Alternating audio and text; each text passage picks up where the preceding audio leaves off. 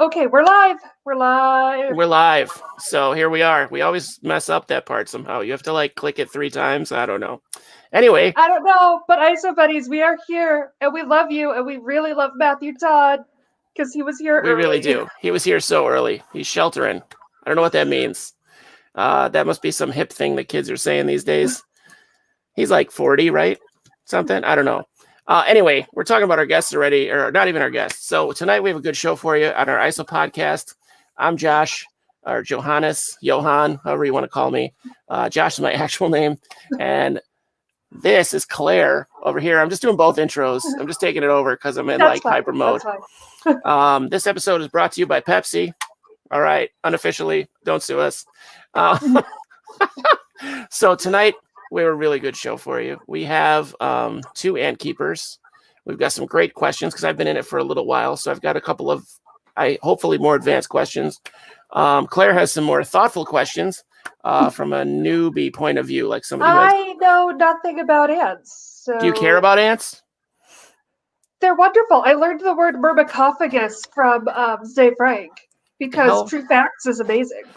I don't even know what a myrmecophagus is. Is that like an ant penis? Because that's what that guy talks about. No, myrmecophagus. Myrma refers to ants. Phagus refers to eating. So an anteater is a myrmecophagus animal. All right. So an anteater and a pangolin. All right. Appropriate. All right. So tonight we have Tyler and T-Bone / ANTony. I'll be referring to him as Anthony as much as possible until he just leaves the whole stream because I love Ant-Man and I love ants and I can't just not make that joke. You can't spell Anthony without ant. You can't. And you can't spell myrmecologist without Tyler to help you spell it. So these guys are really smart. They're young. Don't hold that against them. They're super smart. They're 10 times smarter than me. Easily.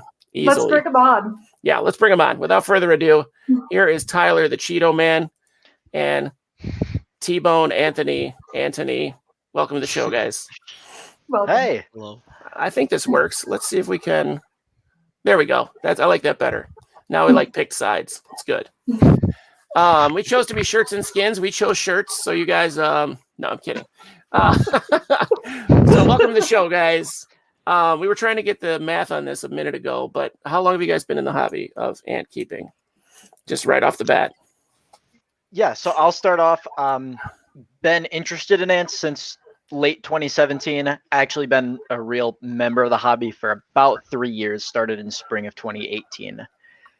Okay, cool. Yeah, because I think we talked about it. Like September in Illinois is not a good time to get in. It really isn't. Yeah, late fall, not the best time in the Midwest, just in general, but especially for going outside. As an isopod keeper, I can verify that. Like, it's not a good time. Yeah. They're slower. They're definitely slower, but they're mostly underground, so not a good time. I'm supposed to be going out for my first ant trip with Nolan Webb. I don't know if you guys know him. He's from Former Culture. We know him all too well. He is, so him and Anthony were the ones that originally got me into the hobby. Okay, cool. I've been on many trips with Nolan. He's a great guy. You'll have a good time. Awesome. I live somewhat near him. We're like about a half hour away. So, but I'm like, I could be his dad. So that'll be a weird trip, but it'll be fun. I'll have him drink his first sip of beer and smoke a pack of cigarettes so he never does it again. We're way off track already. We're like 2 minutes in and we're off track. So who's kicking this off today? Is it Claire? Claire, you have the first question. Yeah.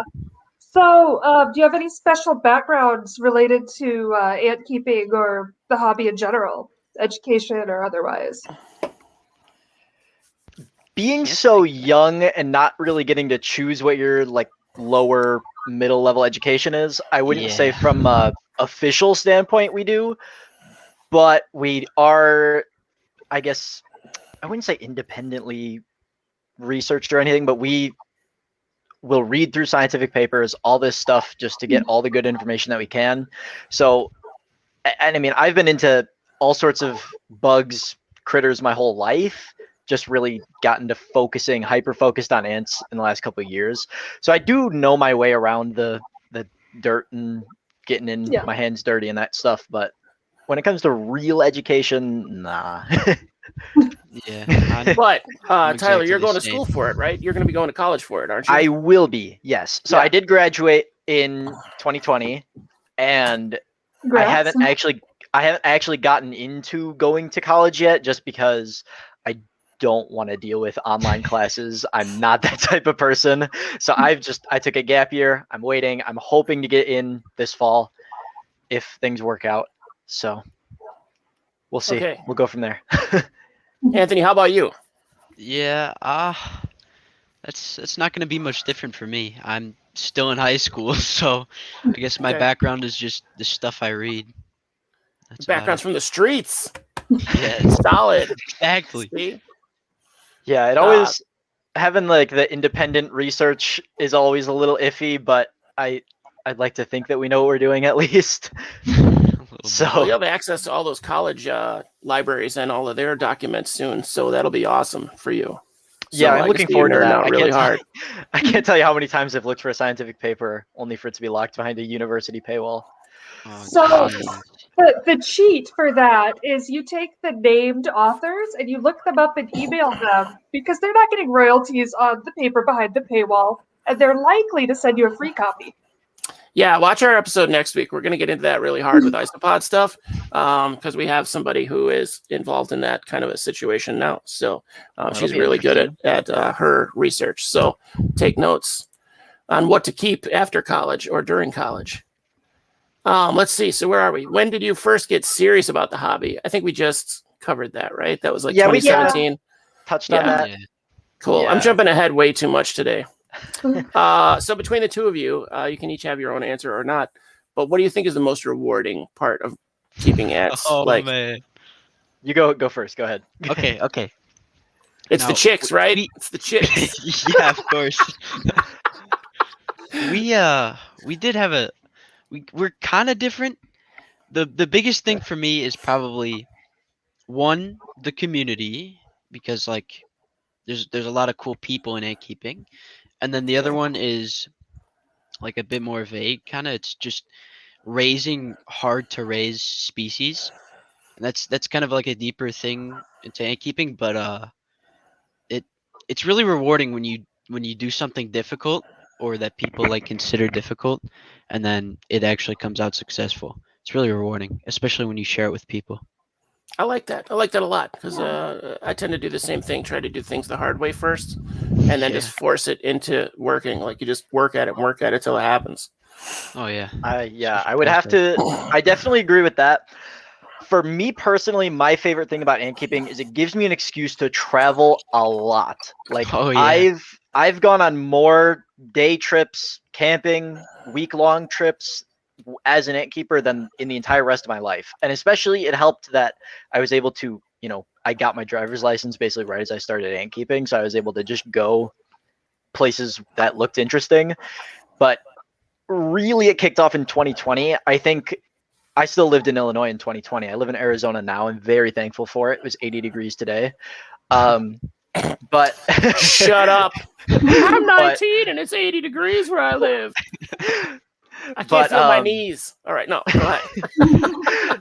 So when the whole quarantine virus situation hit in early 2020, being a senior in high school, I was able to just basically get out of everything. My school told me, you're passing all your classes, you're set to graduate, you've got all your credits.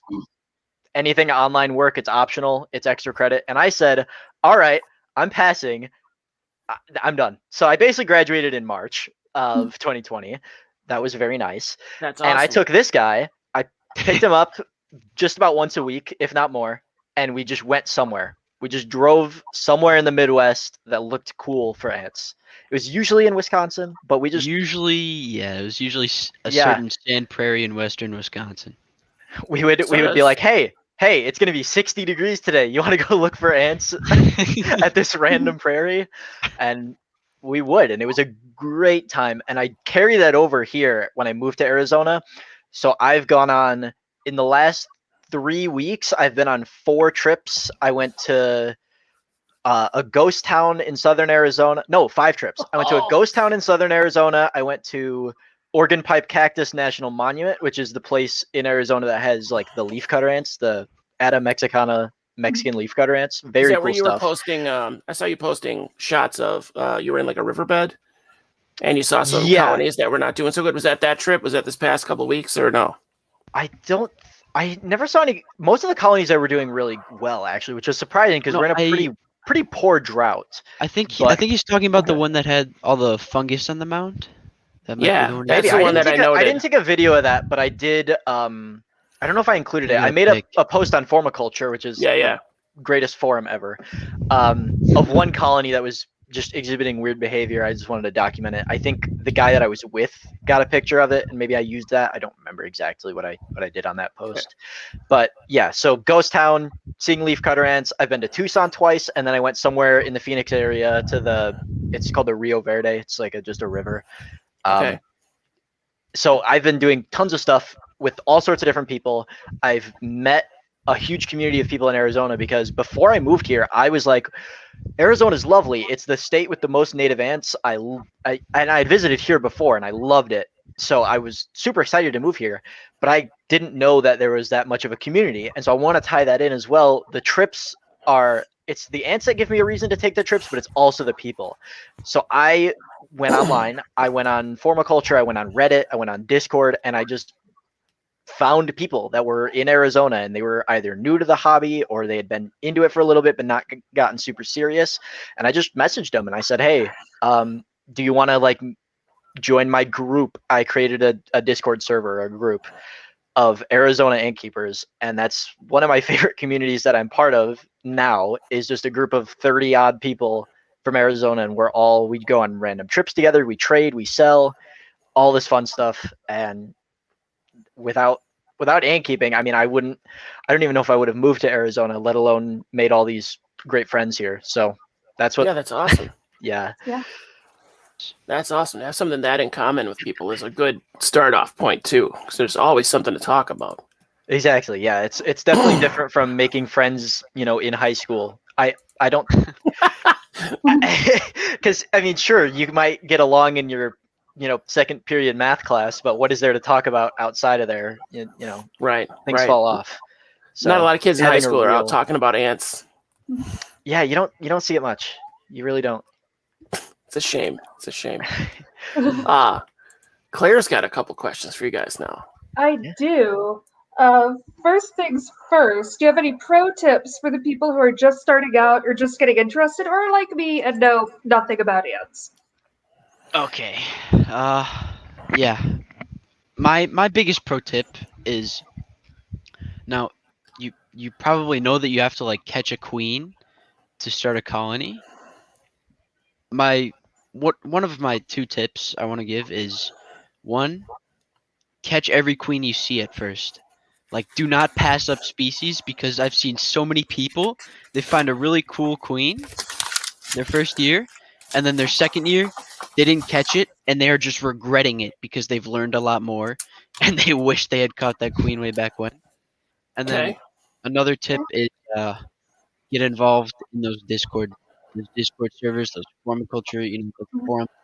You need to talk to people in the hobby in order to really get into the hobby. It's not something you can just do by yourself usually. At least that is my number one, is talk to people who know what they're doing. Exactly. Everyone started from somewhere, but just because they started figuring it out the hard way doesn't mean you have to. People will be able to guide you. They'll be able to give you all this good information. Everything's so much faster than if you were to just go watching YouTube videos, reading papers, all this stuff, trying to figure it out. Talk to people in the community, which is why I love that Nolan Webb contacted you, because he is the guy that got me into it. He's the reason why in 3 years I know exactly what I'm doing, because he picked me up. I joined an online community and I was in Illinois and he was in Illinois, and then we became best friends. Like it was that simple. That's awesome. Really just get into those communities. Don't be scared to ask stupid questions. Just ask. If people are very willing to answer in this community, at least most people. There's a few bad eggs, but that happens in every community, so you just gotta tune them out. We have the same thing in the IcePod community, because it's a little more mercenary right now. I know you can sell ants and ant queens, and I was hearing about somebody making a ton of money doing it, but like everybody who breeds isopods sells isopods. So some people give out their secrets. Some people really are like, figure it out, dude. Yeah, the trade So- is definitely an issue in the ant keeping community. I don't want to Yeah, get into it too much because it's That's kind a of big one. it's a big issue. Yeah. We would be here for 3 hours if I went into it completely. But the Sure. fact that it's illegal to transport ants between state lines makes a huge. Some people are super critical about it. They will like kill you if they find out that you did it, and some people don't care at all. Right. I'm personally part of don't care at all, community. I Yeah. think that you should be able to keep whatever you want to keep, no matter where you found it. It's their ants. I think if you're stupid about it and are transporting like invasives or whatever, that don't do that. But it's really it's not to the point where there have been people who have been borderline shunned from the community because of it, and that's kind of Yeah.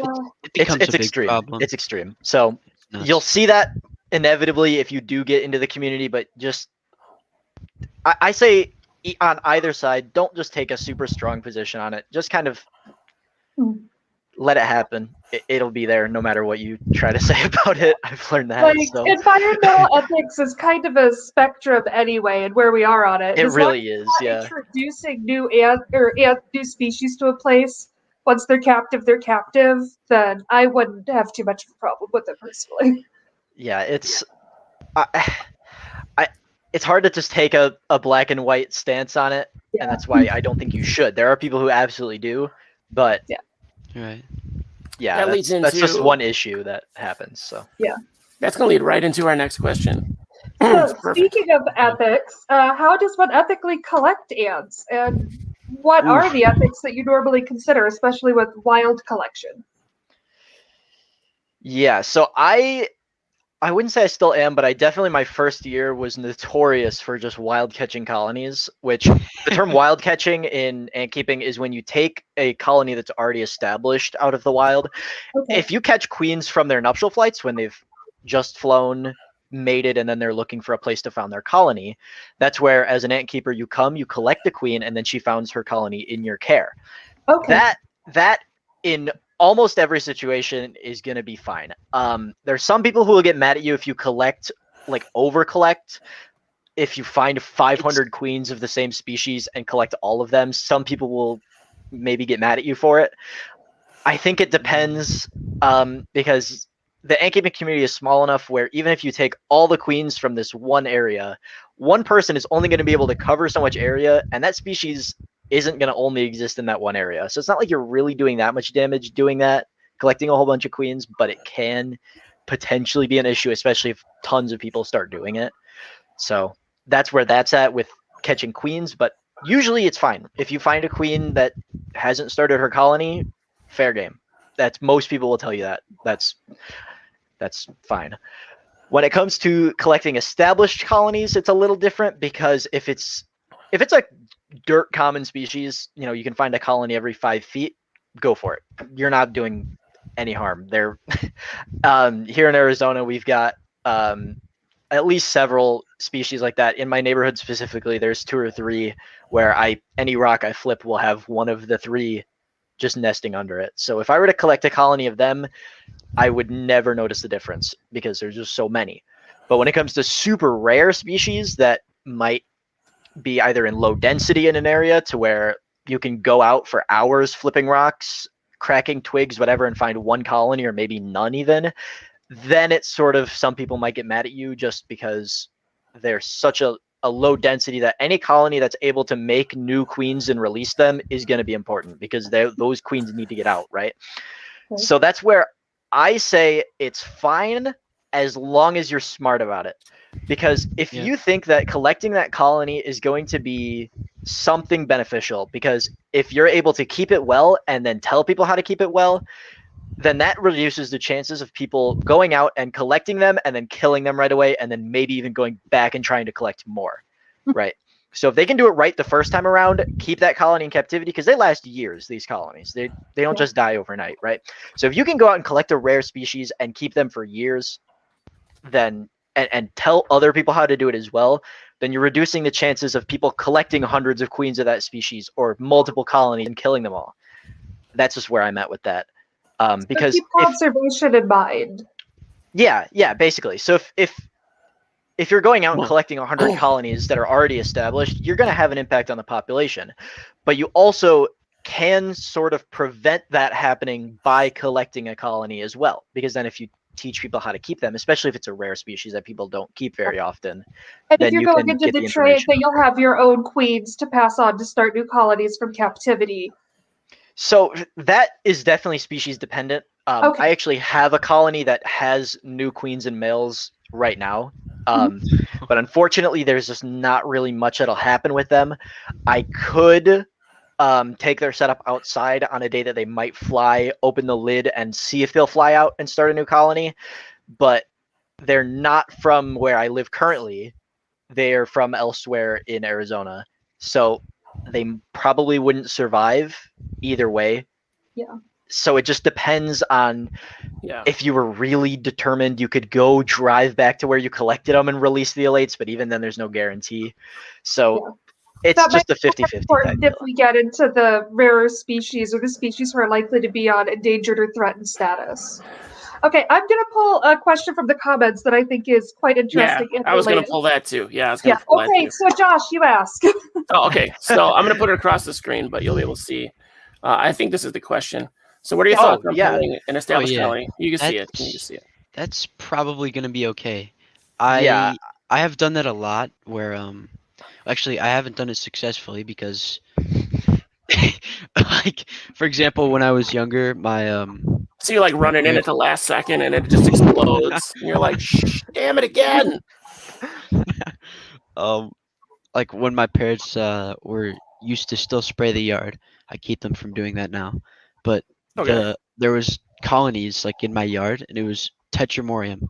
And I don't know if you've gotten into it enough to know about Tetramorium, but they make very big colonies. So Yeah, that's what needless I've to read. say, So, little Anthony with his little shovel was not ever going to find that queen. But I was determined. So I did try it, and I just to kind of go back to the actual question, that is okay. I would agree that's okay. If there's like a Camponotus colony, carpenter ants living in a tree that is about to be turned into lumber, yeah, go for it. Try to collect them because you know that they're not gonna live to make a lates next year. So they're getting removed from the environment anyway. You might as well grab them for yourself. So that's how I Exactly. see it. Yeah. that's true. That's Help them exactly what carry I on would their say. life. Yeah. Now the trick with that too on those wild caught is you don't know how old the queen is, right? So that's a real bummer. Yeah, and Yes. sometimes you can judge it by colony size, and that's what we tend to Okay. do a lot. Like I remember Cheeto caught his Fedoli prolifer colony, and we estimated that they were going into their second or third year just based on how big the colony was. It wasn't very big, so we were thinking maybe it was second year. So Yeah. Okay. So you can tell especially if you're familiar with either the genus or the exact species, yeah, that's you can usually gauge how fast they're supposed to grow, how many workers you'd expect them to have in X amount of time. And then when you are collecting or even just observing the colony in the wild, you can usually tell until they're at a mature size. So if you were to collect a mature colony, which we assume maturity is when they start producing the new elates, the new queens and males, when they hit maturity, that's kind of their max size. So we can say how many years it would take them to hit maturity. But once they hit past that point, they could be at the first year of maturity or 10 years into it, and you'll have really no idea. ants you would know a tend to minimum. plateau once they get elates. Yeah, so you if- would know a minimum year that they are, but you All wouldn't right. know exactly. So when it comes to wild catching too, that's where I always suggest smaller colonies, because not only is it easier, there's less ants just to see, so there's a higher chance that one of them you find will be the queen, but also they've been established for less long. They're not producing elates this year or next year. Some species take forever. Some species take like 10 years to make elates. So you never know when they're Okay. going to do that. So small colonies are usually all right, in my opinion, because they're not a huge environmental impact. There will be more. They're not producing elates. So you're not taking the next year's flights will be the exact same is what I mean, right? Okay. The mature Yeah, colonies that were there are still going to be there. When you take a mature colony, then it becomes an issue. I got you. So we're moving right to this is my most favorite question in this whole thing. Besides the ethics one, I really like the ethics because I learned something. Because I don't really care about ethics that much. What's that? I have a feeling this is my question. I hope so. My favorite question. I don't know for sure, but do you guys have a story about a possibly dangerous outing collecting ants? It is, right? It is, yeah. Okay. Story time. All right. Let me just start. We couldn't think of any particularly extremely dangerous situations. Yeah, I don't think we're really dumb enough to put our lives in danger for ants. There was yet, at one that least. happened to me and one that happened to Cheeto, and we were both there with each other both times. Yeah. Okay, we'll start off with mine. And Wait, is this the same story or like the same trip? So no, these were two These are completely different trips. One was alright. Okay. Yeah, so we'll start with yours. I kind of want I- to explain the setting. We were camping in Kentucky. Yes. It was like for me 7, for him 9-hour drive to get there. It was a great trip. We camped Stayed for there for, 3 like, days 3 and 3 days. nights. It Yeah. was super fun. Okay. It was a blast. Found like 50 odd species or something. It was great. But we went to this one part in the preserve that we were staying, and it was really muddy, like super muddy. And there was this one puddle that was about to dry up, and he sees some like tadpoles or baby. Dude, like I I'm was not sure trying how to far along they were save the with tadpoles. tadpoles. They had like this tiny little pond, right? There's like this little puddle left. It was just like a And it was they were tiny like bit of water. crowded in there. They couldn't get out. They were gonna die because it was like a drought in our area. And I'm like walking towards them. I'm like, yo, I need to save these dudes. And I take like one step into the middle of the trail, and my entire leg just sinks into the ground. I literally kid you yelled not. out. I yelled out. I was like, I'm dead. And I was not looking, by the way, right? I was not looking at this guy. I was like flipping logs or something, right? And he just goes, ah, oh crap! And I look over, and dude is just 3 feet shorter than he's supposed to be. And so I can't remember. I think I came over and I like helped pull him out, but he was able to mostly get himself out. And his legs, he was wearing jeans, I think, or maybe sweatpants. I don't remember. Yeah, But up to sweatpants. probably like here on his leg was just brown of just mud. It was muck. It was just terrible. It was That's awesome. awful. That is awesome. And then my stupid thing was we were along a pine barren along the Wisconsin River in western Wisconsin, and Oh, the river was just really low. I'm not sure if it was abnormally low or if the place we were at was just supposed to be really high that's above how it. it is, I think. Yeah, I think it's just kind of a higher bank that we were at. But I'm like, I think this was in like April or something, so the water was really cold. But I was like, I want to go down to the river, right? And it was a pretty steep drop. I knew I'd be fine. I'm gonna say that right it was now. literally But I a like straight steep. Like this dude was grabbing onto roots to get back up. yeah, so I like jumped down there, slid down or something, and he was taking pictures of me, saying it was my last moments. He was like, "Look, it's Cheeto's last moments. He's gonna pass away. He's not gonna make it." He's But done. I was fine. I grabbed like a tree root and was able to pull myself back up. Fine. The sand was really loose, so it was a little sketch, but I wasn't worried personally. I'm thinking of those like ravines at Kankakee State Park that we have. That's about as close to like dangerous wilderness as I've gotten, or like Starved Rock, something like that. Yeah. Yeah, No, right. Yeah, it was I've something been along out those lines. I've been out of cell phone range and had to do wilderness first aid. So Oh, I should actually Yikes. mention. Now that you mentioned not having service, this didn't happen. I wasn't scared or anything, but when I went to the ghost town in southern Arizona, there's Yeah. everywhere I go, there's no service. The Yeah. coverage here is horrible. Literally, that's never. that's the best. I'm also in a Mountain West state, and you get a couple hours outside of town, 100 miles outside of town. There's no service. Yeah, it's no. all- Like it's if you're all, not in a public- population center, you will not have service. Even Yeah. if you're in a small town, there's nothing. But so I was driving along there, and this road to get there was horrible. Like gravel. We were sliding around in my little 2008 Hyundai. Like it was terrible. I know And there's not only was it this, right? Not only was it just a bad road, I was bumping all over the place, sliding, but it was literally on the side of a cliff. Granted, I know my way behind the wheel of a car. We were fine. We got there and back, no problem. But it was very sketchy. It was. All for some ants. All It for was some ants. not.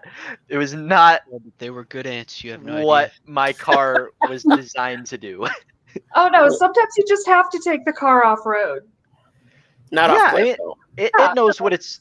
That car's a beast. I couldn't kill it if I tried. I don't think so. I wasn't that worried about the car. I was more worried about, is this road gonna make me slide off the edge of this cliff? It didn't. It was It's fine. not going to be But a road anymore. yeah, it Good was. lord. It was a little bit sketchy. Yeah, wish I Alright. would have known that before I went down there. So Not when I got there. this next question I've got for you guys, I need some setup. So between the two of you, how many colonies do you have right now, like under your roofs? God, I'd have to count. Let's see. I've Rough got them all estimate. around. They're all Okay. in here. So All right. well, let's see. I've got 5 on my desk.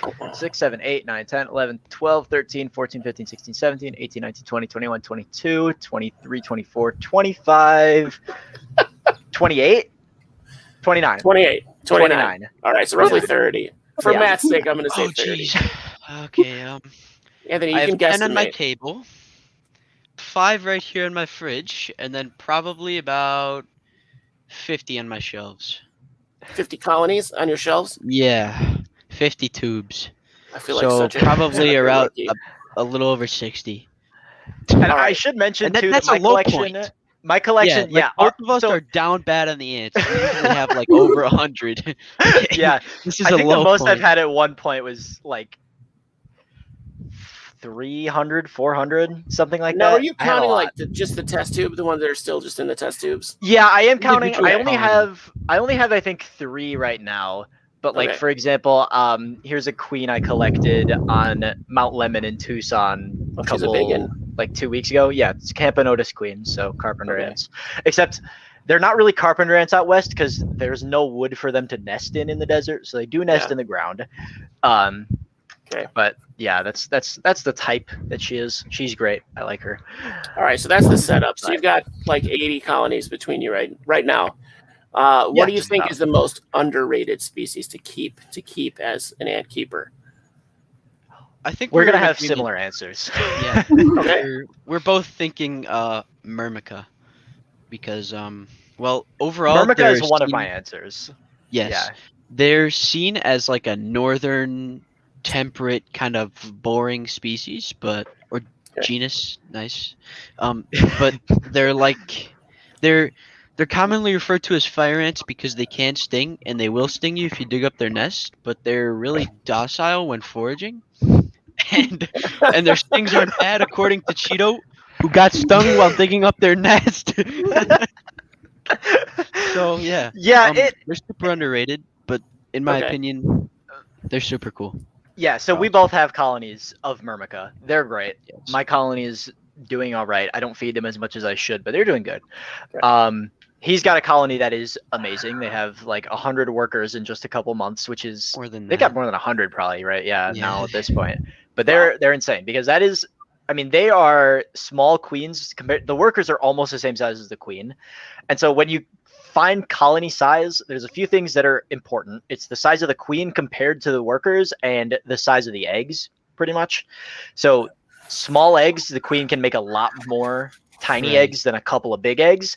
And For if the example, workers are Caribbean. smaller, they take less food to develop. So you can make more of them, right? I gotcha. So okay. with Myrmica having average sized eggs and big workers compared to the queen, they're almost the same size. People expect them to kind of not be great. They're great. They're awesome. They're super aggressive and they grow fast for being, big workers. I like them. There's a few species that are a little less cool, but overall they're a great genus. And then out west, what I would say, we do have Myrmica out here, but they're kind of a mountainous. You don't really get them down in the deserts and like places like SoCal where you see a lot of California has a ton of ant keepers, by the way. So like SoCal, you don't really see them out here, that kind of stuff. So my desert species that I would say is super underrated, or genus again, is Dory myrmex. They're I think they're called like pyramid ants naturally, and I have my colony here on my shelf. I have my colony here on my shelf, and yeah, Californians especially hate Dory myrmex because they just cannot keep them. But this is my just couple month old colony. I think I caught the queen in September.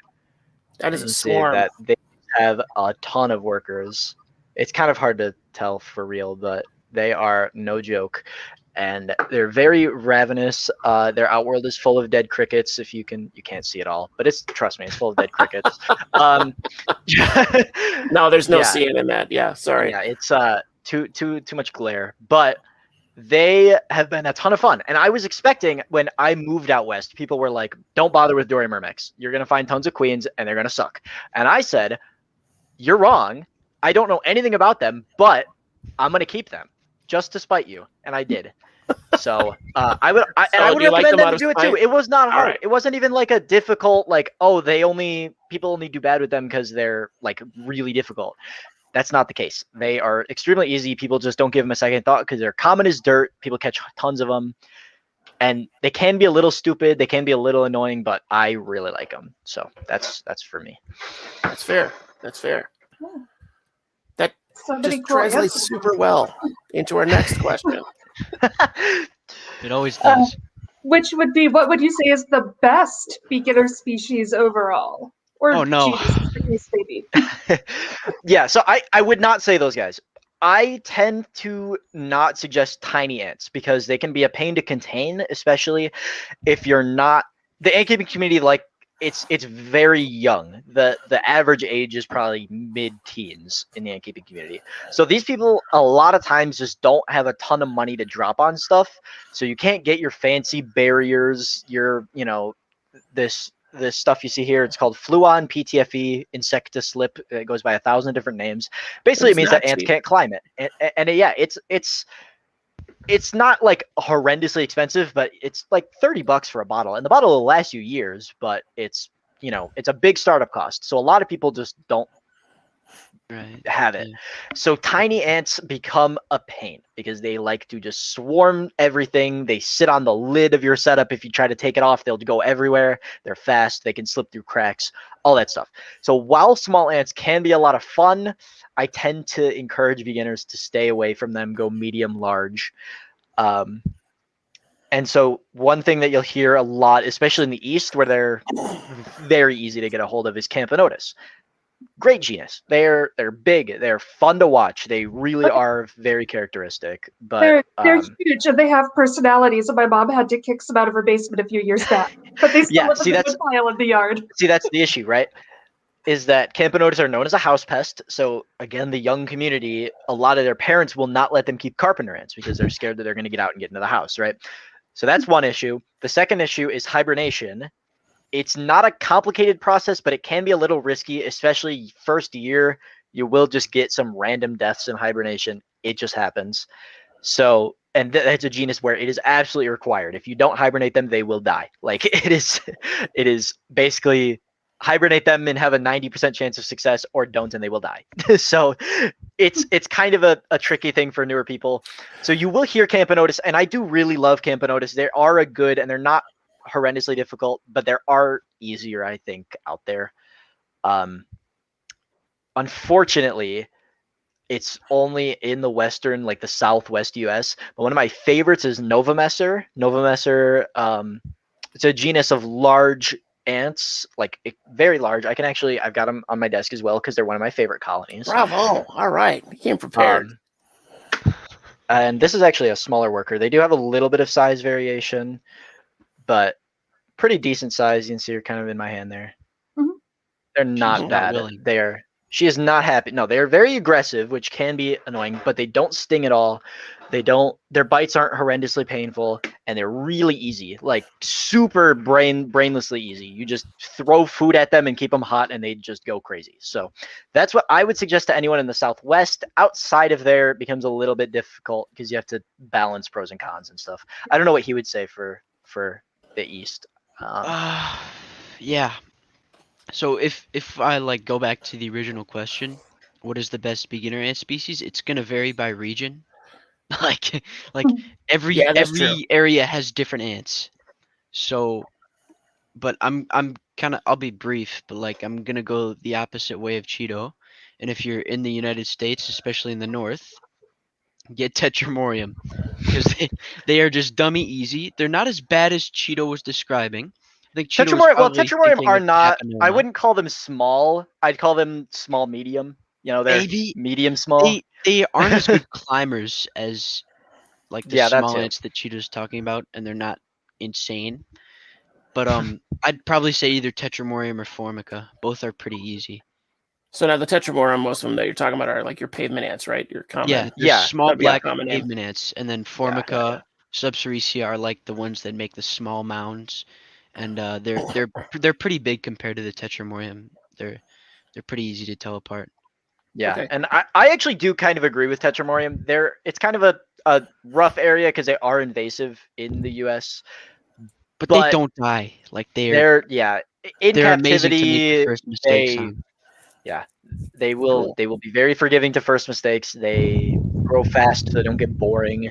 And like you said, they're not really escape artists until the colonies get absolutely massive, like 5 Yeah. digits of workers, which won't happen for at least a couple years. So I do agree. I think Tetramorium's a good option for Eastern keepers. I was thinking of picking those up to let them get big, and then get a couple of Brachygia. They're like a micro chameleon that feeds on ants in the wild, so to kind of keep population down. That would work. I would hope Or so. get army ants. The chameleon would get eaten. or not. No, Yeah, for the chameleon's like this to big. control the ants. You get more ants to control the ants. Get more ants to control the ants, like lions. Oh, we gotta get dogs to get rid of the cats. Now we need I'll lions talk to eat about- the dogs. I'll talk about army ants more. I saw one of the questions was hardest species you've kept, so I'll get into that later. Oh, all right. I'll save All the right. army ants.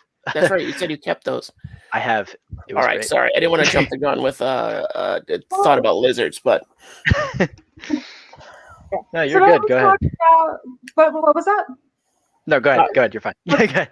Now that we've talked about the best beginner species, why don't we help people get set up? Like, I know when I was a kid in the 90s, and it sounds like they go all the way back to the 60s, we always had those little green ant farms like Carolina Biological Supply, and you sent off for the ants.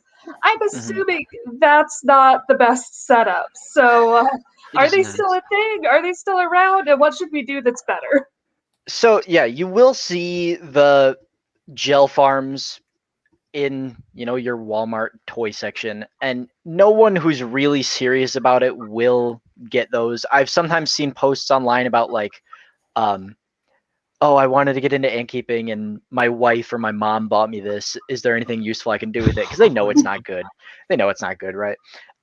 If you go back past the gel farms to like the traditional Uncle Milton sand between two panes of glass or Right, plastic. that's what talking I'm about. thinking of Yeah, for what that's I what was you're Yeah. talking about. So if it's not the gel, the crappy gel, just don't use that ever. If you get a gel farm, don't use the gel. If you do use a substrate, pure sand usually isn't ideal because the tunnels can collapse more easily. But if you've got like a clay mixture or some other type of substrate that's a little bit more stable, it actually can work. It's really not the worst setup idea ever.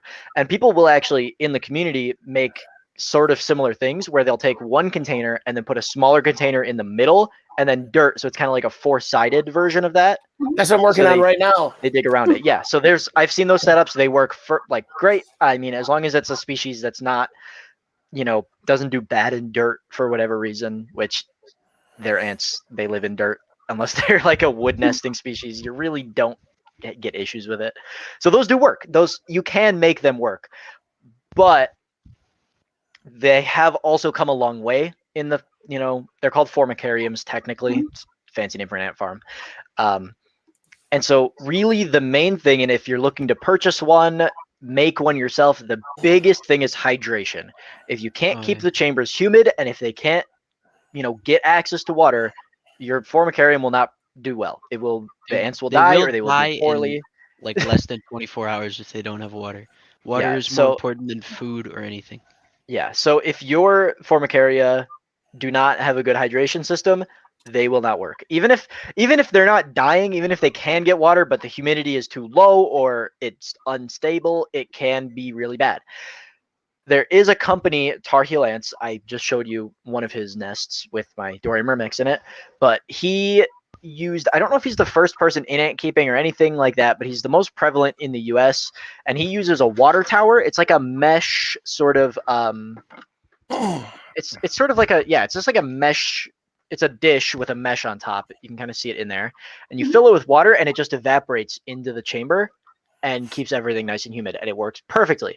They are expensive. These nests are not cheap. This one was $35. Well, actually, this one was free, but it should be $35 because I buy so much of his stuff that I got it for free. Nice. But Just throwing in a they form of are clarity. they are kind of expensive. So if you don't have the money, just focus on something with good hydration. If you do, and you're in the U.S. because international shipping is kind of expensive, Tar Heel ants. This is the best stuff you can possibly buy with money, and you can build these yourself. We run a Discord server, the two of us. It's got like almost 1,000 people in it, and we have a section about making your own nests. It's not impossible. We have like pinned, so you're able to find it anytime. A procedural document with how to build these. I haven't gotten into it yet. I want to, but I haven't yet because I'm lazy. Gotta I make guess. those petri dish nests. And then, yeah, he also makes petri dish nests, which are awesome. They're kind of a similar deal, but they're in a petri dish, and they're really cool. So yeah, that is the number one thing with an ant farm: hydration. Okay. Always. All right. Heard. Got to keep them with their moisture available, right? So they can kind of figure it out themselves where they're putting everything. Because I noticed my guys. Because they'll pick, regulate with brood. Very well. They'll pick if you've got some nests will have 2 or multiple hydration ports. They'll pick if you fill one more and fill one less. They'll pick which one they prefer. They can, move around. If they like the higher humidity, if they like the lower, blah blah blah. So it's good to have nests that are sort of flexible like that. But like he said, under 24 hours without water, they will die. I've caught queens in the desert of Arizona, and I've caught them in the evening. And then, because here in Arizona, flights are usually sunset and sunrise. So I've caught queens at sunset, stayed up all night for sunrise flights, and then gone home. And the queens from the sunset flight are dying of dehydration because it's been too long. Even though it's only 12 hours, and these are desert ants, like they live in the desert. Wow. They just need water. Like it is so crucial that you give your ants good water. All right, good times. Good So times. what does good water mean as a quick follow-up? Like, do we need to use Repticate? Do we need to use distilled? Because I did realize that that's kind of an iffy thing. Some people will. The one mistake that I've seen is people will use sugar water because they think that it's supposed to be. You do need to offer sugars, but you need to offer fresh water as well. People will sometimes just be like, "Oh, it's sugar water, right? They need sugar and water, sugar water." No, they need both separately. Both separately. But as long as your tap water isn't super gross, as long as it's if you would drink your tap water, the ants can drink your tap water. So you can use fridge water. Distilled water will help prevent your tubes, your test tubes, the cotton in them from molding. Like I just use tap water because my tap water is fine. Yeah. But like if you see this, it just does get a little moldy. This test tube is fine. These ants will not be harmed by this at all. This is controlled. They live in dirt in the wild, like I said. So it's nothing that they're not used to. But if you do use distilled water, you won't get the mold growth like that, at least as quickly. So that is an option. If you don't like this, if it scares you, it's fine. But if it scares you, you can use distilled water to prevent that. If not, tap water is fine. It works. I use tap water for everything. Always have. As long as you don't live in Flint, Michigan, you should be all right. Oh, zing. Yeah. It's going to be poli-science minor. Beautiful. Beautiful. All right. Speaking of Flint, Michigan. That's a hell of a segment. All right. That's my next question. It leads right in. What's been your biggest challenge? What's been your biggest challenges in ant keeping? Like your single biggest challenges? And then we'll get to the next thing. Yeah. But we might have the same thing, unless you think. You go first, because I feel like I have a different thing from you. Okay. Although you might have. We might be able to relate. Mine is it's very current. It's like happening right now. It's what we're trying to figure out. Mine is definitely going to be multi-species, because there's this guy in Chile, right? I could spend hours talking about it, so I'll just kind of sum it up. There's this guy in Chile. He finds colonies, and he combines them when they're different species, and they get along in the same nest and everything. And if you've seen like ant wars, you know that even the same species will fight with each other. So when you Right. have queens of totally different species cooperating, that's kind of interesting. So us on the Discord have kind of been reverse engineering that because he doesn't want to share it, and that's currently what we're trying to figure out. He's That's- very secretive. He will not tell you what he Yeah, does, how he does it. He will give you misinformation. We learned that. He will tell you the wrong exactly. thing. He tells some Oh. people one thing and another the other. So Yeah. So I've spent like hours researching about that, and we still haven't cracked it entirely. and there are some wild occurrences of this, I suppose. Like there was an iNaturalist. I don't know if Yep. you're familiar with Yeah, yeah. iNaturalist. It's pretty big. But there was an iNaturalist observation of ants in, I think it was Australia, right? Yeah, it was Of two Nylanderi and different Fedoli. Yeah, of two different genera, Nylanderia and Phaedoli, going in and out of the same nest. And the person wasn't like into ants or anything. So they were like, what are these ants doing? Why are this one looks way different than this one? Why are they cohabiting? We have no idea really how it happens in the wild. We're getting a grasp of how it happens in captivity. But the issue is right now, like he said, we are both down bad on colonies. We do not have just ants to throw at each other in experiments. So Yeah. we're kind of on hold a little bit with that. That's super For interesting. yeah. So that's a process that we're working on. It's I know not yours now. finalized at I all. forgot, but I know yours Yeah. now. So my biggest challenge so far had been keeping army ants. Yep. They've only been kept successfully by a handful of people globally. They're just it depends on your definition of army ants, because there's a whole subfamily that could be called army ants, and some genera in the subfamily are relatively easy to keep. They're still difficult, but they're nothing like the true army ants, which are nomadic. They raid other ant colonies for their brood, that kind of stuff. So I kept army ants Neva myrmexopacithorax, and they are brood raiders. They raid other ants for their brood. So you basically have to provide them with other ants' brood. So if you don't have colonies that are producing an excess of it, things can get very difficult very quickly. Thankfully, I did have colonies that were huge, and some of them were just annoying me. Like I had a monomorium colony. They're these little tiny, tiny microscopic black ants. And they had raided and killed a harvester ant colony of mine because they slipped through a tiny gap in their enclosure and got out and raided. I was so mad at them. I just wanted them gone. So what I did is I pulled I the tried to queen calm and him like down. May I what I just did is I add? I pulled the tried to queen. calm him down. I pulled the queen and like a couple dozen Sounding a lost workers cause. and enough brood so they would survive, just be smaller. And then I offered the rest to my army ant colony. That was fun. Fair. But the issue is it was very spontaneous, me catching them. I was watching, so they're nomadic. They move nests every day or two, basically. Right. So I caught them during a migration. I saw their trail when I was looking for other queens in southern Arizona in the middle of, after the rain in the middle of the night. And I saw this army ant trail, and I didn't even really know much about them at the time. And I was like, oh, hey, look, it's army ants. That's pretty cool. I've only seen these a couple of times before. So I started filming them, and I have this video on my YouTube channel. It's amazing. I started filming them, and I'm just like, oh, I'm filming the trail. Look at them go. They're army ants. And then like 30 seconds after I started filming, the queen comes out of the hole that they were coming from. And I had a mental breakdown because I was like, what do I do? Do I catch this? I can't just leave this opportunity that's sitting right in front of me. People don't find these queens very often, or let alone the species at all.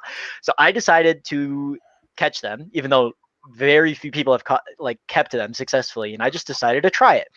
Well, it worked. I was able to throw together a setup the next morning when I got home, and it was very ghetto. It was thrown together with random, like half empty setups that I had laying around.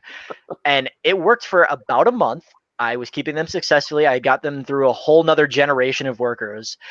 And then one night, they just were gone. Turns out there was a hole in the setup somewhere. And while they were migrating nests, they migrated out of my room and disappeared. I was very sad. Oh. They're not easy to keep. I am very glad that I kept them once, especially as a smaller colony, because I didn't get as many workers as I probably should have. It was fine, but I left a lot behind when I collected them. But now I'm much more prepared for when I keep them again. I have a setup in the works. It's not fully assembled because I have no idea when I'm going to come across them again. But I have a setup in the works that is far less ghetto, far more escape proof, and I'm hoping that I'm going to be able to do it much better this time around. So I'm very excited for whenever that opportunity comes again. My ants are currently in a ghetto setup. My big colony of campanadas. By big, I mean they have like 100 workers, maybe That's 100. pretty big. It's pretty Solid. They're ready to go. So while I work on their formicarium, and they've gotten out through a hole. There's been a few of them that got out through a hole, but they stayed Yep. right there. So I you're I just lucky. happened to like stumble upon them and then come back and get them. Yeah, I actually still have my first ever colony. They are Camponotus them now. pennsylvanicus from Illinois. I hate them. They're so annoying. They escape every 5 minutes. I don't even know how. But, well, they don't anymore. I got them in a better setup that's Cool. not ghetto anymore. But I was finding workers all over my house for ages, like weeks. I would just find a random worker like every day. And I was like, where are you guys coming from? Because I would check their setup, and they were not escaping. And then I would just find a worker. Turns out they had a massive breakout one night with like 100 workers, and they just sat somewhere in my house and just sent one out at a time to mess with me. So that was not fun. Fantastic. do that. Yeah, that was really annoying. It was really annoying. Wouldn't call it the biggest challenge I've dealt with, but maybe the most annoying. All right. So then, what would you say is your biggest success in ant keeping? Yes. Okay. Yeah. All right. Good. We got Anthony's question. Okay. Okay. I think my big question might still be out there. My biggest success, and I might actually be forgetting something that might be better, but I'm thinking it's gonna be my Lasius aphidicola colony. I hope I can get a better Lasius parasite than that. Lasius aphidicola, it's a Lasius social parasite. So in the wild it would infiltrate a Lasius americanus usually colony and kill their queen and be the new queen. So basically in captivity you have to get host workers for a certain queen and then introduce them to her.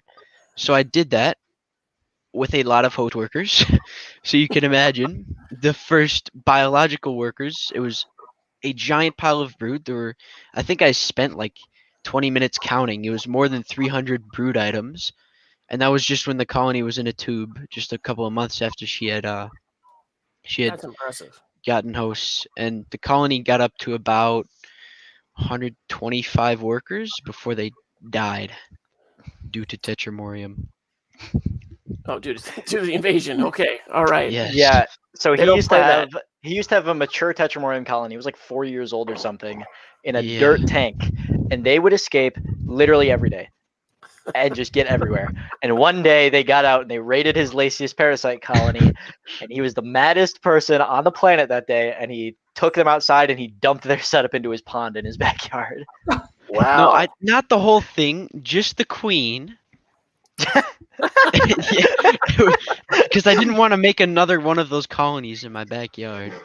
So I was like, let okay, the workers keep rational. dying. They're invasive, so I supported him. You know, one less invasive Fair. colony, one less Fair colony enough. in his room, killing his other colonies. He had his fun with them, and then they betrayed him. So Something that was building for a long ass time. yeah, there was a very strong tension between those two parties, between him and his Tetramorium colony. It's hard to say a greatest success when it comes to actually keeping a species of ant. I am really proud of myself for successfully keeping those army ants for a month, and I like to say that they were doing better when they escaped than when I had collected them. So I'm confident that I could have kept going if they hadn't escaped. Like I think that I could have gotten several more months, if not years, out of that colony if I just would have had them in a not ghetto setup. So that was that's something that I'm very proud of, because only a couple people ever have done that, have been able to keep brood raiding army ants. So that's probably my best achievement with keeping an actual ant colony. But I would say the most rewarding thing that I've done in the community is really just establish myself as someone who contributes to the community a lot. Recently I released on Formiculture, the main forum, a big guide to keeping fungus growing ants. I kind of spontaneously became the guy known for fungus growers because I have 5 colonies Show of them the 3 colony. different genera of fungus growers. So I'll start with my least impressive, which is my Acromyrmex versicolor desert leafcutter ants. So that's their ball of fungus that they grow. There's a queen right Okay. there. They actually have 6 queens. And you can kind of tell it's hanging from the ceiling. So if I were to take the lid off of this deli cup, the fungus would come with. I'm actually not going to do it because it's kind of shaking a little bit, and I don't like that. Yeah, But people have had that species specifically. People have had a lot of trouble with over the years in the Southwest, and I was able to just nail it.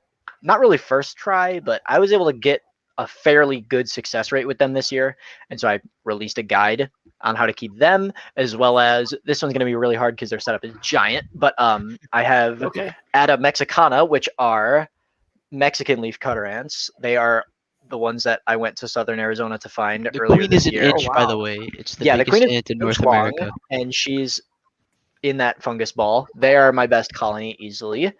And then I also have all the way back over here. I have ant colonies everywhere in my room. This is Yeah, my we can tell. Trichomax septentrionalis colony with 2 queens, and these are the ones that you will find in Illinois. These are the ones that I think Nolan wants to take you to find. So these are some homegrown Illinois leafcutter ants, basically. That would be more interesting than he's talking. Josh, we lost you for a second. You got to start over. Okay, I was wondering if that was on my end, but yeah, Yeah, you me lagged too. for a little bit. No audio. How about now? Audio. There you go. Better? There we All go. right. Yeah, you're Yeah. back. Yeah, we're getting You're such, back. at least I didn't get kicked out this week so far. Yeah, he's talking about Tapenoma sessile, or like the odorous ant Oh, that are no. supposed to smell like rotten coconut. Yeah, No something way he along actually those wants you to keep those. He wants Yeah, you he to- thinks that's a good idea. He's like, I could get you a colony with like 20,000 workers and 30 queens or 300 queens. And I was like, Can't. hey, settle He can't. down. Settle he down. can. He definitely can. They when I lived in Illinois, I had a colony in my driveway, not even in my front yard. There was like I lived in a townhouse, so multiple houses connected on one driveway, and in like next to one of the houses there was like a row of bushes planted with wood chips or whatever. And in that little bank of a couple bushes and wood chips, there was like a gigantic colony. I would literally dig into the dirt and find hundreds of queens just chilling. They are kind of cool. I mean, they breed in the nest, so you'll get infinite queens and infinite lifespan out of them. They they're ravenous. They will eat everything, but they do kind of fall into the category that I was saying earlier about the small ants that are kind of annoying because they can slip through anything and escape. They're Blah, blah, blah. Yeah, I'm trying to kind of put that under wraps now. I heard they're not good upside down climbers, so I'm trying to work on a lip situation. Yeah, I haven't kept them too much actually. I would normally just dig up colonies and sell them from my front yard. So yeah, I don't have too much experience actually keeping them, but if you can get him to take you, Sandridge State Forest in Illinois is home to those guys. They're the 3rd most common species there. You will catch a colony if you go there. Especially, awesome. I think I went in mid-May on like a decently warm day, and when it's the first sort of warming up of the season, they nest right at the surface. Like I was able to dig up colonies with my hands, just scoop up because they nest in fine sand. That's why it's Sand Ridge State Forest. Okay. So it feels like a beach, the soil there. It's awesome. Okay. And I was literally able to just scoop them up. So being able to just write guides like that, and then just also talk to community members on our Discord server on formiculture in other ways, not necessarily a formal guide, but stuff like that. Yeah. That is what I would say I'm most proud of in the hobby so far. That's awesome. That's awesome. Sorry, I kind of went on a tangent there. No, you're good. You're good.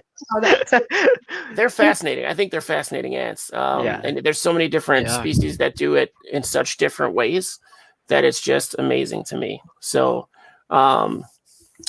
now we get into our audience Q&A. So we're a little over, but that's okay. We've been having a great time. So does the audience have any questions right now for these two guys? We'll give you a couple minutes. And Josh, you've actually got one more question. I do? They're keeping social parasites? Yes, that's what I was waiting for. Sorry. I did. I thought we kind of got to it a little bit because you were doing it. So we kind of did. Already did. So social parasites, how about then instead just explain how that works? Because from my understanding, this is just from me like barely reading about them. They're kind of fascinating. I'll get to Grady's question in just a minute. But so the queen, let's say, I don't know the species, the queen of the social parasite infiltrates another nest, murders that queen, and somehow like lets out some smell that lets them know that she's the boss now. Like she basically fools them. Exactly. That's kind of the gist. Yeah, there's So then- multiple because social parasites are incredibly diverse. So there's a lot Yeah. of different introduction methods that happen, but It's that's always going to be that's different. Yeah. basically yeah. So then what happens to? So eventually the original queens, the host queen's brood and ants are going to die, right? Yeah, so what So- happens is because the brood that's being laid once the parasitic queen takes over, since that brood is now parasitic brood instead of whatever the host species was, that host colony, wherever they Yeah. are in nature, will just slowly be replaced by a colony of the parasitic species in the same place. So they just get a Um, jump start kind of on there. So they get a jump Exactly. start. So that queen gets like an Exactly, yeah. extra, a free 100 workers or 1,000 workers or whatever to get her going. It's with her own usually a babies. lot I because wouldn't call it free. Okay. It is kind of hard. yeah, so the The introduction success is rate not low. the introduction is not as easy as just Okay. hey, I'm your new queen, right? Yeah. These parasitic colonies, I'm gonna go with parasitic lasius because that's the ones that you find Yeah, the most I have okay. some commonly. right beside me right now. that I are have some in right the beside middle me of an too. introduction. Oh, yours are in the middle of an introduction. Mine have been Yeah, my introduced for months. clavicle. But they release tens of thousands of queens every year. Like they Oh, wow. and Okay. maybe 1-2 per colony will establish, if that. Like their success rate is abysmal because they just they're ants, right? They're meant to, if they see another ant that isn't part of their colony, they kill that ant. So if they can't get their scent to mock the host Match. colony scent in time, they will get killed. It's That's just kind of like the guy in the club that has that crappy line that worked one time in 1986, but he still uses it. That's the same success rate, and he's still down. That's the evolutionary version of the horrible that's pickup line guy. hilarious. So you probably will not be able to see this, but here's my Lasius interjectus colony. The queen's hiding, but the Hold it black still. You workers. can kind of see them moving around. Yeah. Yeah, the black workers are the hosts. I wonder how this will probably be too bright if I shine my flashlight on it. But Yeah, the flashlight makes it way Yeah. worse. yeah, Oh, there you go. Kinda. kind of. I don't know. Whatever. It's all right. Basically, Yeah, this is a good there's question. a parasitic Lasius queen in there with her host workers, and she definitely has several hundred larvae right now. And I Okay, only cool. introduced her to about 100 workers. So if you can imagine how many parasitic workers the first generation would be if they were to infiltrate a host colony with 10,000, 20,000 workers, right? These Wow. queens are able to just, as soon as they get introduced and, are getting cared for by the workers, they're able to tell, they start getting fed, Yeah. they start getting groomed, that kind of stuff. As soon as they start getting those cues, it is just egg time. Egg That's all they factory. do. They just swell up as if they were in a mature colony already, lay thousands of eggs right out the gate. Like, Wow. so that is the coolest thing about social parasites to me, is that when you start with a normal queen, she'll get, 5-10 workers that she raises by herself. Yeah. With Yeah. these guys, they're able to get basically the resources of a mature colony from day one. So They they're don't have to able worry to about those just idiot nanitics. completely just go to town. Maybe idiot hosts, but Yeah. Oh, they're idiot able to hosts are prevalent. My completely nanitics had a high ratio of getting caught in the cotton that was in the test tube. Mm. Oh, because they're and dying Camponotus, there. right? Yeah, they were real It happens stupid. to me all the time. I would have to use scissors to literally cut the strand that is attached to them. It's Yeah. nuts. That Yeah, they'd happens be all the stuck. time with Camponotus. Awful. Yeah, they were just real dumb. So Grady has a question here. This is Grady. Yeah. So in collecting like wild that. colonies, how many ants do you take? Like he's got All of specifically a them. wood pile of Camponotus, as many as possible. All of them. As Yeah. many as you can. Okay. Because as much brood. There's two situations though. With a Camponotus colony, I'm guessing they're gonna be monogynous. They usually are. Yeah. But so say we were in western Wisconsin and there's this giant chromatogaster colony that's acrobat ants. They have the pointy butts. Okay. There's this giant colony and there's multiple queens. Mostly when you're collecting a colony, I'd say get all of them. But that was like a super colony, right? So Sure. we're kind of there's like dozens of queens. We're taking I took maybe I think like 11 and then yeah, I think we got I like think in 15 total there queens was total. 3 of us there, and I think between all of us we got 15 or 16 queens. Yeah. From this So colony we- that had dozens, right? Yeah, Okay. like when it's a giant colony like that, you do not want to take all of them. Obviously, you need Yeah. you need Yeah, a, where are you an gonna put a entire super room of colony? space. So that's why Yeah, to me, Yeah. identification is very important. Go before all you collect this depends on the colony, situation, go too. online and find out what you're collecting, right? Yeah. Ask someone. Go on Formiculture, go on Discord, put in an identification request. Someone will know what You're you're looking at. iNaturalist. Yeah, iNaturalist Yeah, works yeah. too. Because iNaturalist Someone will know what people you're looking at, yeah. right? So Yeah, if you that's awesome. if you have a colony Oh, with man. one queen, you want to get her and all of her workers. If you have a colony with multiple queens, take half the queens and half the workers and leave the rest, just Cheeto, depends. this is our strong suit. This is our strong suit, and I love the profile picture Well, of the I Adacephalodius. I That's guess awesome. it depends on where in the Midwest you are. Obviously, Yeah, in the Midwest is a Wisconsin, I have a large ton of place. spots for you. I'd say what we've learned over the years is that you have to follow the sand mostly. Sand always has the southern species. Yeah. So if you're in Iowa, good luck. If you're in Wisconsin, you might be all right. Iowa, Illinois, Illinois has those some are going to be stuff. a little Illinois bit has hard. some sand, but Illinois has the some sand, but it's the a big long thing drive.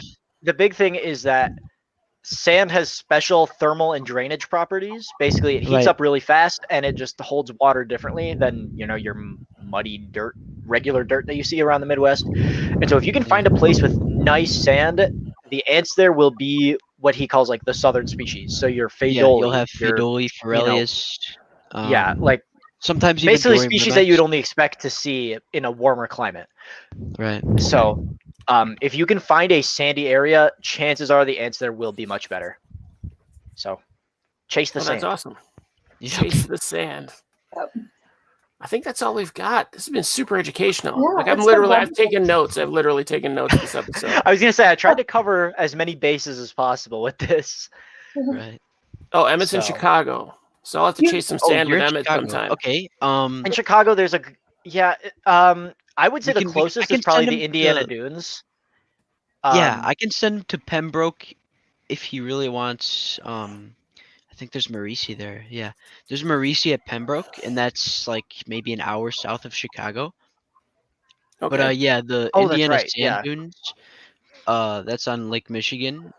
Those will, but if you're trying to collect in state, and Yeah, be if you do want to legal- follow the laws, don't go to Indiana to bring ants to Chicago. If you, then I'd say go to yeah. Pembroke or maybe Barbakey Park. Search Yeah, that up. That's a we- decent spot. It's all We've right. been It's there. not super sandy, but it does have some cool species. It's silty, which is similar to sand. So yeah, it does the it's similar enough usually. Okay. And then if you're willing to make a big trip, my favorite place that I've been anting in Illinois is Sandridge State Forest. That's where I Yep. got my leafcutter ants. Like Okay. that forest is awesome. I think we found like 40 something species in one forest in one day. Like, Wow. That's so awesome. yeah, crazy. I mean, I went to Mount Lemon, which is like a super diverse hotspot for ants in Arizona, and in 2 days I found as many ants as I found in that forest in Illinois in one day. Like Wow. all of Illinois' cool species are just compressed into these sandy areas. So go there, go there. All right. Sand All right. Ridge. So, in Yeah. case we have more questions later, or we need to copy, we didn't write down fast enough for some of the anting hot spots. Can you Yeah. shout out your YouTube, your Discord? Where can we find you? Okay, so Yeah. my YouTube is Arthropod Antics. You'll find me on there. Our Discord that we run, you can find us at discord.gg/ants. Hold on just a second. Discord.gg.ants. Should be .gg called slash Antiquing and ants. Ecology. GG/ants. Yes. Okay. And then Formiculture is a great place to find us, many other people on the community. Just formiculture.com. It's a forum. You'll have to make an account if you want to post, blah, blah, blah, all that fun stuff. I hope you all know how forums work. They're kind of, Yeah. forums. They got ants, termites, bees. They cover a lot of social insects. I think most of them actually. You've Yeah, got the ants. big Formiculture community is ants, but they do have a Yeah. termite and a bee section that are Yeah. pretty dead, but they're there. Are they dead? I haven't even looked They're at a little them. I bit wanted to dead. look The at termite bees. section gets a couple posts. I haven't really seen much from the bee section, but hey, you could change that if you're a beekeeper. Post on the bee section of I'm not. Formiculture. I don't know that anyone here is. I don't Yeah, know I who don't- Emmett is. I But know a couple people who are, but I'll have to send them that way. I'm All getting right. nervous. I'm seeing people we don't recognize in chat. That's good. That's good. It's awesome. Welcome, all of you. That's a good thing, right? Well, thanks for coming, guys. This has been great. Honestly, this has been so much fun. fun. Yeah, and I I've had learned- a great time. Good. I like to talk about ants. That's my strong suit. Just I talk can about tell. ants. We might do Say, an all-day special my one day. my knowledge is like 99% ants, 1% other stuff, negative Okay. 1% math. And then math is all for counting ants. Yep. Yeah, 3,000 brood. What? I can actually only count to 4, no more, no less. Anything higher is That's an just inside 5. joke. It's just 5. 1-4. I don't know. I haven't heard that one before, so It was Fine. from, I dance a to book. music. I can count to 8. That's it. yeah. It's from a book about rabbits, and the rabbits could only count to 5 or 4, and anything bigger than that was 5. That was it. No less That's either all. though, because it just keep going to 4. No more, no less. Oh, I didn't know there's no less. All right. Well, we're good. We're gonna kick you guys out while we do our like and subscribe bullshit, and then Nice. if you want to come, I posted the link in the chat on YouTube to the Facebook To the room. Iso Buddies. We're gonna do a chat room, like a live chat thing, while we tend to our bugs. So you're Sweet. invited to that, obviously. So I might it's just check it ISO out. Buddies on Facebook.com is the group, ISO Buddies. So hope to see you there. If not, cool. I get it. It's a school night. So we'll talk to you guys later. Well, All right. I will Thanks see again. what I can do. Yeah. Awesome. All right. Awesome. Well, bye. Yeah. Thanks again, Adios. Bye, guys. guys. Thanks again. That was so fun. Oh I my had such a god. great time with those guys. You got to be kidding me. Wonderful. Worth So- the overage on time. I'm never going to sleep tonight. I'm going to be dreaming about ants and falling into mud up to my stuff and being 3 feet shorter all of a sudden. That's scary. Yeah. So, quicksand is a real thing. I'll tell you guys about how I learned that in the Maldives and Well, it's not like in the cartoons. Anyway, just get that like and subscribe thing going if you haven't already. Hit the bell icon because you're going to want to see more of this. We're going to have some great guests coming up soon. We've got, she's known as Dionysus Tegu on Facebook. I don't know that she goes by her real name usually, but she's going to be here talking about her setup and research in specifics. I think she has an amazing iPod setup, but I also think she does amazing research. So she's going to give us clues and factoids, and she's a real character too. we're talking peer-reviewed scholarly research with somebody who has an amazing sense of humor. Like, her setup's amazing because she knows from science. Yeah, if you added, I'm not good at math either, so if you added like 90% personality with 90% research knowledge and just mush those two together, and the rest of the 20% is just fun. So And the it's going to be a Tegu. great show. And a Tegu. Yeah, we And might get to see the hopefully- Tegu. I'm going to try to hopefully push her the to Tegu do will be that. All right. So that's that. He's a big one. I hope he doesn't charge her. subscribe, share, do all the stuff, and we'll see you. Share.